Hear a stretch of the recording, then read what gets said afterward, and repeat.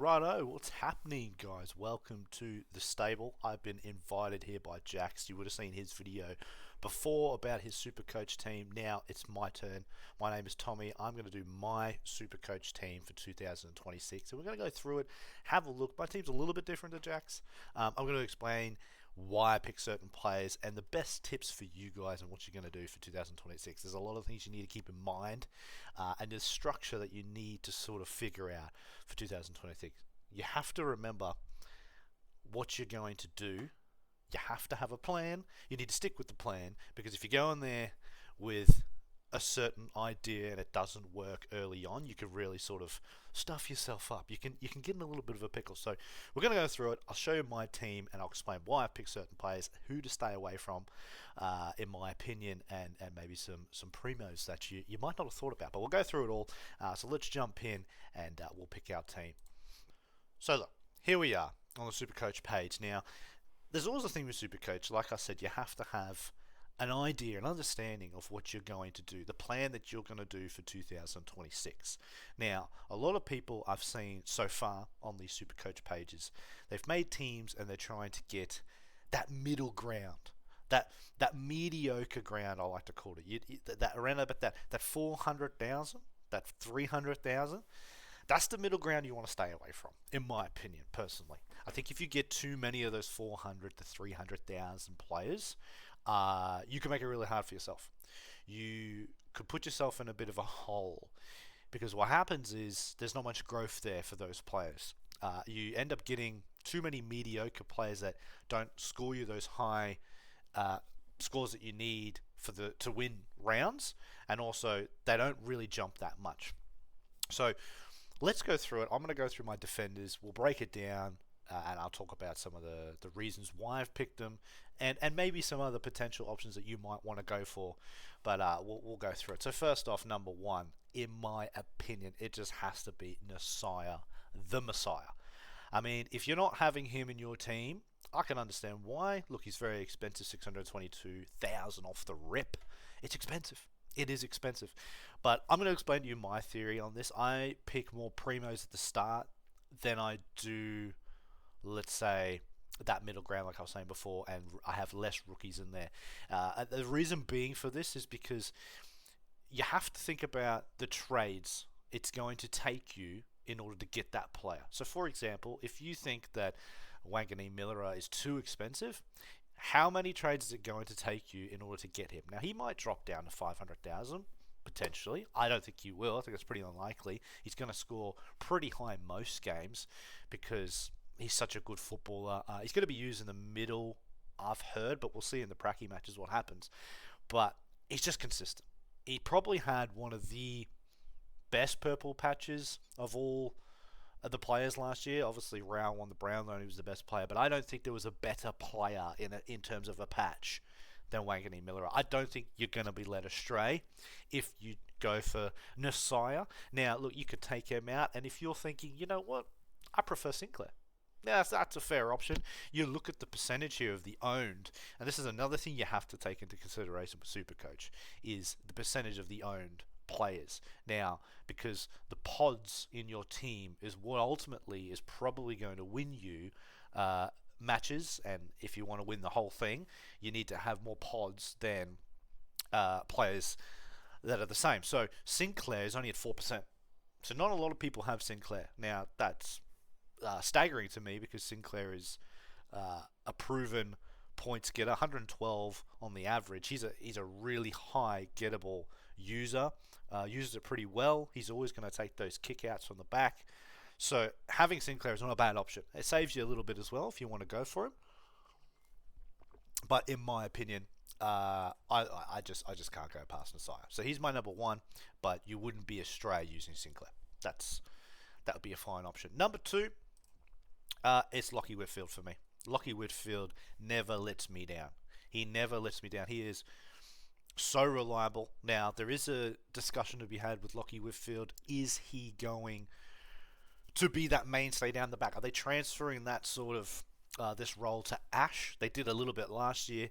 They ran through Ash a little bit more. Obviously, he's younger, so they obviously have to give those reins off in the future at some point, right? But I think Lockie Whitfield is a phenomenal player. He's just so reliable. The guy very rarely has bad games. He drops a couple of stinkers every now and then, but the only time he drops a stinker, in my opinion, is when GWS don't use him right, when they move him up to half forward, or they have some really strange idea for that week that they want to do with Lockie Whitfield. But he is so reliable. I don't think you're going to have a problem. Like I said, if you want to have another option, you could use Lockie Ash. I don't want to go for Lockie Ash because he burnt me last year on a particular game to kick me out of the final. So I can't go Ash for that reason, but he's not a bad option. Number 3 for me, Connor Rozee. Now this is going to round out my primo. What I'm talking about with primos, right? This is my primo defense. The next 3 players in the defense here are low options, but I think, especially in Supercoach, what gets you lots of points is these halfbacks. These halfbacks are very high in the touches, very high in the kicks, and the meters gained. These are players that are going to get you consistent 100 plus points. Now, you need at least 3 of them. Obviously, in the future, as the season goes on, you want to have 4, 5 potentially. But as a starting basis point, having these 3, Rozee, Whitfield, and Wangani Miller, in my opinion, are probably the best you can get. Rozee 105, and he's going to play in that same role that he did last year, that sort of halfback role. They said that seems to be his role from now. The only problem is he's 59% in the owner's percentage, so near enough everybody's got him. So again, if you want to go for a pod that is very similar to Rozee, you could go Jordan Clark potentially. Rory Laird, surprisingly to me, has no one. Now, I don't think that's correct. I don't think nobody out there in the world has Rory Laird. I think someone's probably got Rory Laird. That's a good shout. He's a good user of the football. He's going to have a lot of touches, and he's a bit cheaper. So there is that option if you want to go for Laird. I go for Rozee, though. Port Adelaide start, and I do have a lot of other Port Adelaide players in this team, you'll see. I think Port Adelaide start is too good. And that first 5 rounds in particular, he should be scoring a fair few points. So having Rozee, I don't think is going to let you down. Oh, that's hot chocolate made at night time. I tell you, it's not bad. Get around it. Right, next one. This one is contentious. Now, this is where we start to get into the realm of what could be. So I'm going for Kitty Coleman. Now, Kitty Coleman, good price, $233,000. That's cheap as chips, considering what he can do. Now, this is where we're going to start watching the pracky matches. There's going to be a lot of players in here where we just have to see a few practice matches and maybe even that opening round to see where they're being positioned and what the team is going to do for them and what Chris Fagan in particular is going to do with Kitty Coleman. Brisbane are the most unique proposition because they have so many good players in so many areas, right? They're obviously, back-to-back premiers, potentially could go for a 3-peat. They have so much talent all around the ground. I actually sometimes don't like having Brisbane players because there's so many of them that it's hard for someone to really stand out. Now, McGluggage last year was that for Brisbane, but it doesn't mean to say that McGluggage this year is going to be that player. It could be Will Ashcroft, it could be Bailey, it could be Dunkley. Who knows? It could be someone. So Brisbane's really difficult. So you've got to keep your eye on Kitty Coleman, a few pracky matches maybe, and just see what that role is for him. Because if he is going to get that halfback role and maybe share those responsibilities with Zorko, then he's going to be a great player to have at $233,000. However, if he can't break into the team, which he didn't do at the end of last season, like a lot of the reason why he wasn't in the team, yes, he had injuries, but he wasn't exactly pushing it. You know what I mean? Like he could have broken into that team, but he just didn't have that final, I think, that effort to really get there. So it's going to be interesting to see what happens with Kitty Coleman. But as of right now, things can change, obviously, but he's going to be there for me. Now, the next 2 are going to be dead as your rookie picks type thing. Now, one player that didn't play last year, but looks from all accounts like he's going to be great off that halfback, Mona's Wakefield for Melbourne. Now, $145,000. He looks like he's a shoe-in to play halfback there for Melbourne Demons. So I would have him in there just at the price point, $145,000. If he makes if he makes $50,000. You're happy, you move them on. I think you got to have some rookies in here. You got to have rookies in your team that are going to play, or that you think are going to play, and especially for teams like Melbourne, who we don't think are going to be very good this year. Let's be honest. These are very good picks. Gibcus for Richmond. Heard so many good things about him. Everybody's talking for him to be, you know, a good up-and-coming defender for Richmond. And at 139,000, you'd be mad not to. Right. We're going to round out the bench for the defence before we move on to the midfield. So just for the bench, it's going to be, again, rookies. Lindsay from West Coast Eagles, again, has a halfback role. So he seems like a great option at 122,000. And then the next one is going to be Sarong. Now, apparently, from what you're hearing from the Sydney campus, he's good enough to break into this team. Again, we have to see the pracky matches and everything like that. But at 119,000 on the bench, even if he plays half a season, he's gonna rise. But apparently he's got lots of upside, and with a name like Sarong, you probably do, right? So let's move on to the midfielders now. This is where it gets really contentious, because like I was saying before with the primos, I go for a different style. Now, I've gone through this team. I've done about 2 or 3 versions of this team, and some versions have had them, some versions haven't. And again, this is, you have to outline what you want to do from the start. Are you going to have your primos and then with your rookies trying to make that money off them to get a couple more, or are you going to play maybe not with the high primos and then plan in advance how to get them? I'm going with getting them in straight away. That's my opinion. It means you have to give up somewhere, so you might be 1 or 2 players down in a certain area of the ground early, but I think having Marcus Bontempelli in your team off the rip, 20% owned, not everybody has him because he's 706,000. That is overpriced. Let's not get it twisted. He's not going to stay at 706,000. But you have to remember this with Marcus Bontempelli. 130 on the average. He played 18 games. The man was injured for what, the first 8? Or the first 6 games, sorry? Like, he's a proven points getter. He impacts the game in so many different ways. He can score goals, he gets touches, he gets tackles. Man can do the rock work if you want him to. He's everywhere. He's hard to tag because he can move around the ground, he can move forward, he's so big and strong. Not many players in the league can really lock down Marcus Bontempelli on a tag.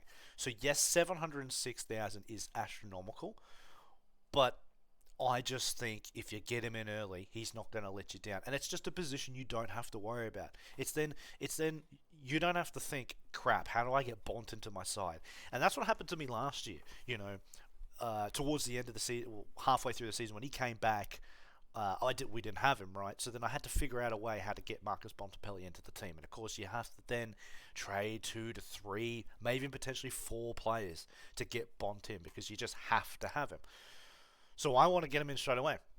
It's just something I don't have to worry about. Now, in order to get Bontempelli, like I said, something has to drop. Now, I'm going to talk about what that is, and I'll explain the area where I'm going to drop, but it is also, it's the change of the ruling that will kind of explain that, and we will see how it goes. And obviously, if things change, then Bont has to be out. But for now, he's in, and I'll explain why later. Second, for me, Butters. So I'm going to have the top 2 midfielders in the league are going in my team straight off the rip.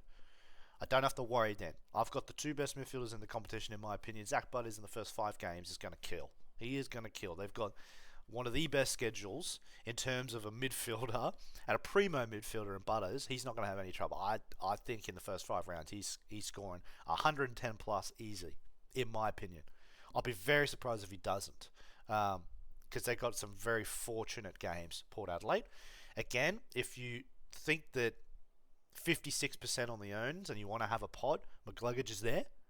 And I can understand that. I can understand having McGluggage. There's only 4% of people. But is McGluggage going to get tagged this year? He might. Because he's now on the map. People know how good he is.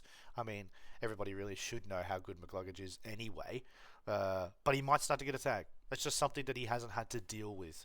And that's also a thing I like to take into consideration when I pick these midfielders, is players that haven't been tagged and they've had breakout years, because this was McGluggage's best year by far.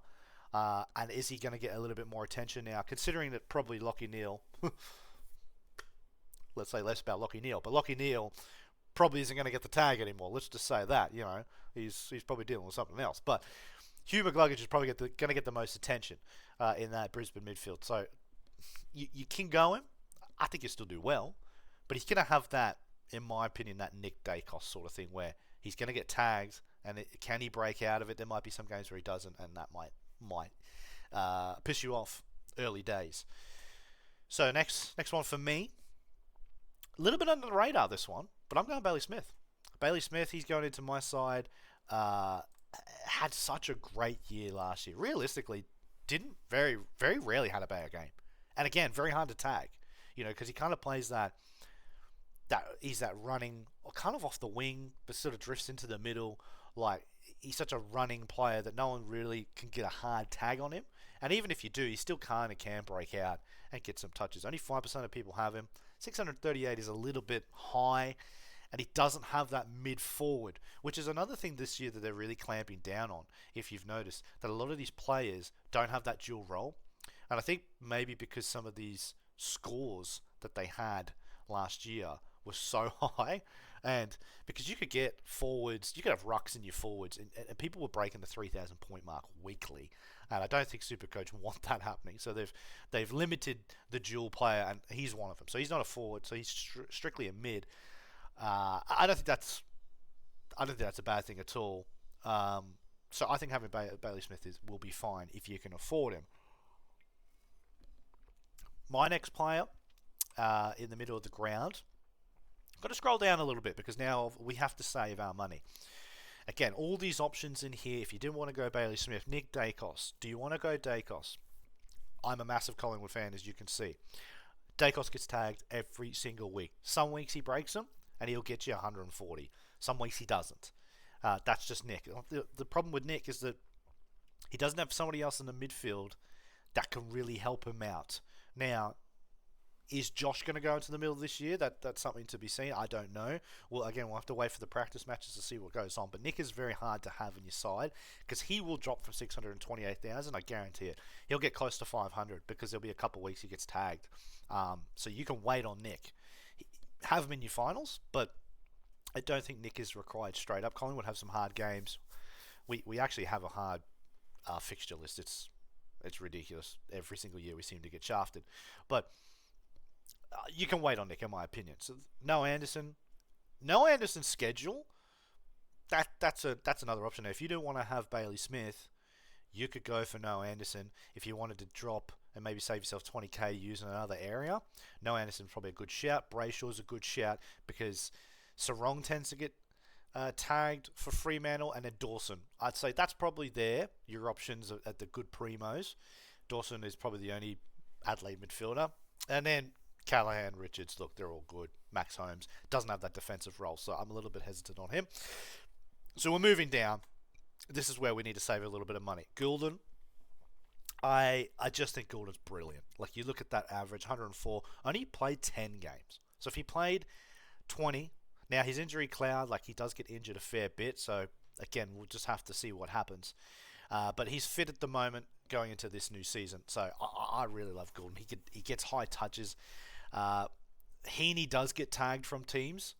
Goulden doesn't, not as much. He does sometimes, but usually it's Heaney.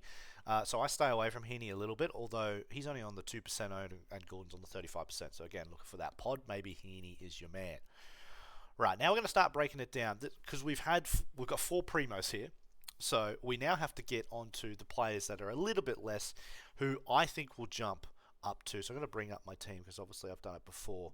So I just need to check on this. That again, this is someone that everybody's kind of got, and it's Hayden Young. Now, Hayden Young, injury cloud.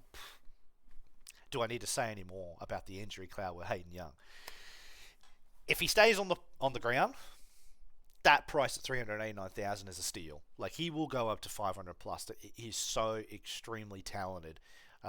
He's just ready to boom. But his injury crisis is something you need to factor in. Now, at that price, at 389,000, you could also go for Harley Reid. Harley Reid's 381. But the thing with Harley Reid, gives a lot of free kicks away. He's undisciplined, so his points in Supercoach are actually quite shit. He's not a bad player by any means, and I think he's going to go on that high trajectory of growth, but gives a lot of frees away. He's not good in the Supercoach just yet. Darcy Parish is another player you can have at that sort of price at 334. I'm surprised he's not injured yet. You know, he's a walking injury made to happen. So I'm going Hayden Young. I just think there's more in the tank there for Hayden Young as opposed to Parrish.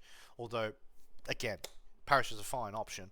But I'm going to go for Young. I think he can break that injury cloud. But again, we need to see these practice matches because if he goes down with injury, he's going to be out. You know what I mean? And then we'll probably slide somebody else in there. But he's there for now. Next one for me, this one is a good pick. People may have cold feet about it, and you might have seen Jack's original post on his team. He did talk to me off air about this, about having Langford and getting cold feet, and going off him, and that's completely valid. Langford is not a player yet that would command having in your team. That he's going to be that namestay in your team. You can rely on him. He's not that player yet. But Melbourne have lost a lot of midfielders, and somebody has to step up. And I think that the option, this is his time to shine in the middle of the ground. There's no Oliver, there's no Petrarca. We know Pickett's probably going to go into that middle, but other than that, it's just Viney and Steele? Jack Steele, that's it. So Langford's got a real prime opportunity here to jump in and make this role his. Now, it might not. Maybe he's not as good as what we think he could be. But for $384,000, I just think I have to have him because he's going to play so many minutes. He's going to have that option in the middle of the ground with no more Oliver and no more Petrarca. So I think he's a smart person to have. But again, if you don't rate him, you get cold feet, then that's fair enough. Next, two players to be rounding it out. I'm going to go coming from Richmond. The Richmond, you're going to see a little bit of Richmond splash through my team because they have on paper some of the best young players. They really do, and they are going to play. So they're great options to have in your side because even if they play majority of the year and they're getting you 50, 60 points, nothing major, they're still going to grow. You know what I mean? They could grow 50,000, 60,000, and you move it on, and you get someone on the down. So these players from Richmond that are going to play, people tend to put these young players in at 119, 120,000, and they don't play. They don't kick a football. So you've got to think about the young players you're putting in. Are they playing? Are they on the team sheet? And Richmond have got these players. They've got these players. So if you can get these into your side, I don't think you're going to go wrong. And then the final one, near enough everybody's got him, Jagger Smith. I just think you'd be a fool not to have him, but everybody's got him. But he should increase from 119,000. That could be a steal. He looks like a good young player, up-and-coming player. Just needs to stay fit and healthy. Dyson Sharp's going to round out my bench. From all accounts, looks like he's going to walk straight into that as in the midfield. Brody from Port. Now, look, I'm not wowed on Brody. I think he's a little over. I think he's overrated. If I'm being honest, I don't think he's really going to be that much. But 119,000 again, sitting on your bench. If he increases 50, 60, 70k, if he gets over 200,000, you move him on. You get somebody else. But I'm not wowed by him. Let's put it that way. So next one is McRae, the old Collingwood player. I think that for West Coast, he is probably going to play games because why wouldn't you? You know, they need some talent all around the ground, and they have recruited fairly well. West Coast, they've picked up some players from good clubs that were fringe players that are just looking for that consistent footy. Like McRae is he's a good player. He just couldn't break into Collingwood. So again, at 119,000, you're not doing yourself any disservice having him in your side. Now, onto the ruckman. This is where the conversation needs to start, and this is where the big overall structure comes into my team. I have done this 3 times already, and I've had the primos. I've gone Jackson and Sherry, right? And to get Jackson and Sherry into your team, I would have to drop Bontempelli, and I think Wagner Miller, and I drop Bontempelli down to, let's say, maybe a DAICOS or a Heaney or someone like that, someone cheaper, and then I move Wagner Miller around, and I put maybe say a 400,000 player in there. Miles Bergman was in one of my teams before. He's going to be playing lots of midfield minutes for Port, so he's a good shout. The defense, I think I had him in there if I went for Jackson and Sherry. Now, just for this setup, this is probably not going to stay this way, but I'm putting Brian in there just for now. Just for this particular build. Why is he in there? The reason why he's in there is because if this ruckman rule, if this ruck has changed, this rule has changed by They're just not waiting for the ruckman and they're just throwing it in. And the ruckmen aren't getting to these contests quick enough.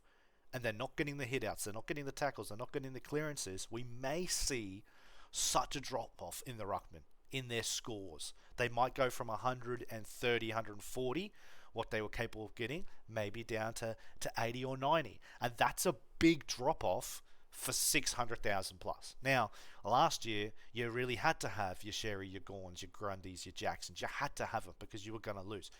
Nobody knows what this new ruck rule is going to be like. No one knows. We're all just up in the air. So we really have to watch these practice matches. We have to see how it goes. I don't know how it's going to go. If it vastly changes the landscape of how the ruckmans get their points, then there's going to be no need to have primo ruckmans. If they drop down 50 points, you don't need to have them. Put them somewhere else. That's why Bontempelli's in my team straight up. So this really depends on how this rule is going to change the game. If it doesn't change the game, if the rucks get to these contests and there's one or two that the midfielders maybe are touching, and they're still getting 100 plus points, then we change this side back out. We take Bontempelli out, we take Nas out, and we have Jackson and Sherry. And then I'll probably put, like I said, another high midfielder in there, DAICOS, Dawson, whoever, and I'll probably put Bergman or Roberts or McKercher, someone in there that high 400, because you'd have to put Sherry in your team, right? So we're just waiting. So don't lose your marbles here, because I guarantee you people are looking at Brian and going, "You're mad. How can you have Brian in your side?" This is just the structure for now.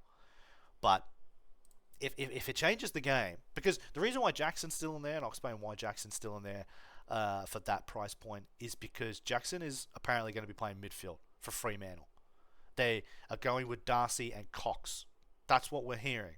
That's the word out of the camp, is that Cox is playing second ruck and Jackson's playing like an on-ball midfielder. Now, Jackson is an on-ball midfielder.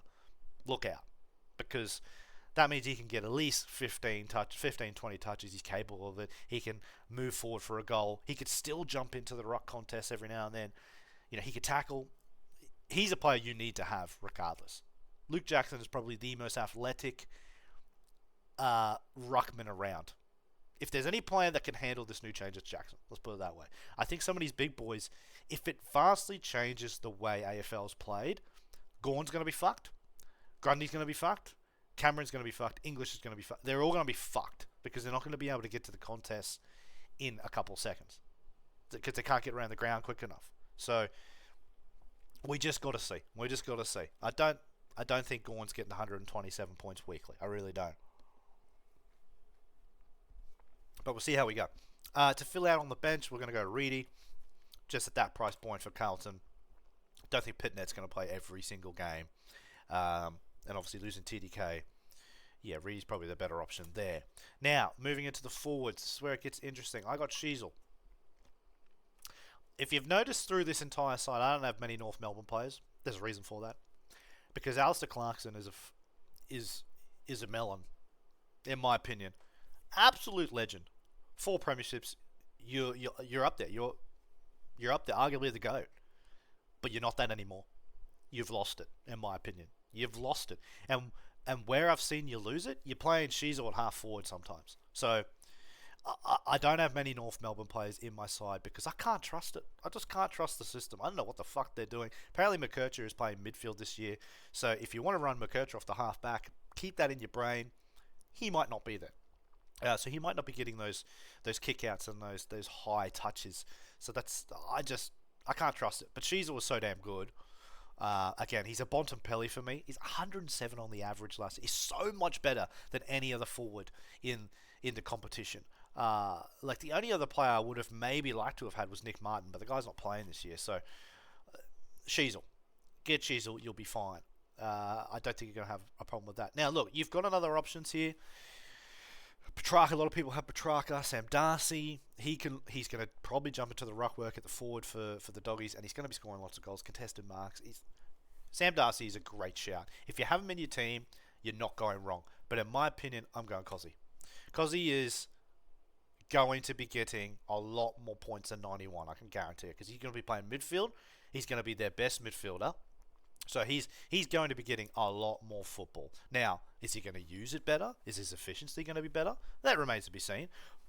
But as I was referring to before, with Oliver and Petrarca not being there for Langford, same applies to Pickett. I just think you've got to give it a chance. He scores lots of goals too. He'll bomb forward and score goals. You can have Petrarca, but I don't know if Petrarca's going to be that great. You know, there's a lot more players in the Gold Coast now. I know that does free spots up. Like maybe Petrarca's going to have a little bit more space because others are going to get more attention. But I'm willing to wait on Petrarca at 522,000. I think I could get him in further down the line. He's capable of a stinker. Let's put it that way. Rounding out the forward line, this is where I start to go down now because I have such a good midfield. You have to give up somewhere. It's my forward line. Adam Treloar, this is an absolute. Treloar is going to be such a pod if he stays fit. If he stays fit, this is the problem because he's so prone to injuries. But man, at 311,000, if that guy comes back anywhere near to the capability that he can be, and he stays fit and healthy, doesn't get injured, you'd be foolish not to have him at 311,000 in your forward line. I don't even know why he's a forward mid. The guy doesn't play forward, but whatever. But he's easily capable of getting 20 touches a game, 20, 25 touches if he's fit. That's the question mark. And like I said to you, we need to see some prackies. This team may change, probably will change. But as a starting base, if all goes well, if we're looking at this team and they're all fit, this is going to serve you a pretty well going into opening round. This one is contentious. This next one's very contentious. But I just can't see any downside, and it's Ugle-Hagan. Now, Ugle-Hagan hasn't kicked a footy in a year. I get it, but 214,000. He's with Dimmer, and he's at the Gold Coast. Now, all the best defenders are going to go to King. There's going to be a lot of attention on King. He's going to have the second best defender, maybe even the third best, depending on what team he's playing against. If he comes back anything like what he was for the Bulldogs, you just got to have him in your side at 214,000. He'll kick goals for fun. He'll kick bags. But again, it's a massive question mark because he's down a fucking Gold Coast in the Surfers Paradise, man. If he gets in the wrong crowd, which he's very capable of doing, he'll be out partying most of the time. So it is a massive gamble having Ugle-Hagan. But again, we'll see the prackies. We'll see the round one. He might not even fucking play a pracky. Like, who knows? But at this stage, right now, opening round, again, if all goes well, I think Ugle-Hagan is a steal. The other Pickett at 154,000. I mean, look, Latrell Pickett. The name just picks itself. If you're a Pickett, you've got some skill, and I think if Cozzy's going into the midfield, it's probably going to free up a spot for another small forward, and it could be Latrell. So, and again, at 154,000, you're not doing yourself any disservice there. Marshall. Now, there is word that Marshall is going to be playing halfback for Port, or a fullback, or he's going to be he's going to be in the kickouts. He's going to be doing something in the defensive line. If he does that, he's going to be getting a lot of ball, which means he's probably going to be getting some points. And 147,000, I think, is good. He didn't play at all last year. If he goes back into the forward line, even at 147,000, he's going to be getting some points because Georgiades gets a lot of attention. Marshall's going to be getting that second defender. He's still a good forward. He's still a decent forward. And at 147,000, you're mad not to have him because, again, that's cheap as chips, but the injury cloud is a concern. To round out the bench, I'm going Dersma. Again, number one pick, but it's North Melbourne. I don't like it. It makes me a little nervous. And then the final player for the bench, or for the forwards, is Philippou. The guy is a walking injury cloud. Now, a lot of these players do have injury clouds over them, but again, we're talking from an ideal world here, an ideal situation. These players, they make it. And then my final player, I can't even pronounce his last name. Is it Gridge? How do I spell it? I don't even know how to spell it. Grilge? Why isn't he coming up? Oh, that's because he's not the forward. I gotta go flex, that's right. Flex. Samuel. Yeah, he's going into my flex. Actually, I'll probably sub him into the defense. Gibcus could go on the flex. Maybe Dersma might go on the flex. But anyway, we'll see it. That's my team rounded out. That is it. That's what it looks like, right? And again, I think that we'll save that team. I think that as a start, this is a very, very strong team. You've got great midfielders here. They're not got these. I don't think these six here, 1, 2, are going to let you down. They're not going to let you down. I don't think. You've got 3 primos at the back with potential of Coleman, Monas Wakefield. The potential there for growth is very high. And then your forwards, you've got the best forward in Sheasel. You've got Pickett, who's playing midfield. Trelaw potentially can get some points back in the midfield for the Doggies if he's fit. Ugle-Hagan. It's a very solid team. And then you've got your growers on the side here. Brody, Sharp, McRae, probably going to play minutes. Sarong, Lindsay, they're probably going to play minutes. All those players on the side here are playing. They will play. So you're going to get some growth there. That is what's going to fund you your bigger targets. And Jagger Smith coming, even Langford, they're going to, and even Young, these guys can push money. So in an ideal situation, this money there can fund you a bigger ruckman if you want to keep Bontempelli, Butters. That's how you're going to work it. And these players down here are going to probably fund you bigger defense, some players in the defense here. So that's what we're going with right now. Again, the biggest cloud here is Brian in the middle. If the rules completely change the fabric of the game, I'm going to go with this because I think that Jackson, it allows me to have better midfield and a better defense. But this team can change if the ruck battles don't change at all and these ruckmen are still getting high touches, high clearances, high tackles and everything like that. We'll take Brian out, we'll put Sherry in, and we'll move Bont and probably Wangani Miller, and we'll just have to find a way to get Bont in the future. But that about wraps it up for me. That is my team 2026. What do you think? Let me know. Look, it's contentious, I know, but I think this is a good start. That midfield is very, very strong. But we'll see how we go. We'll watch a few prackies. We'll probably make another recap video as we go along just before the season because we'll have a better understanding. But yeah, guys, that's about it for this one. We'll probably make a couple more videos going into the season. Big Collingwood fan. I'll probably do some Collingwood related videos and stuff like that on where we're at and what I think we can do for the season. But yeah, if you like this video, make sure to like, subscribe, and yeah, see you guys on the next one. Peace out.